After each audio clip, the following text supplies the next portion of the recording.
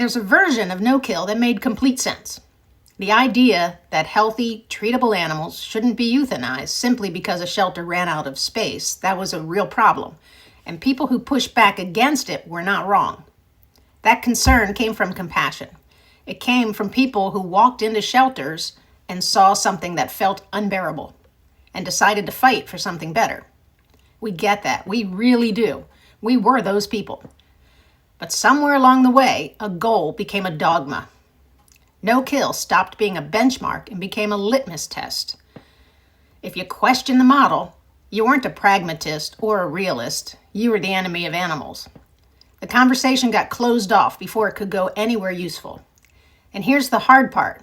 The policies that followed, managed intake, community sheltering, closed doors, those policies have consequences that don't show up in the numbers that get celebrated. They show up in the calls that don't get answered when someone finds a stray.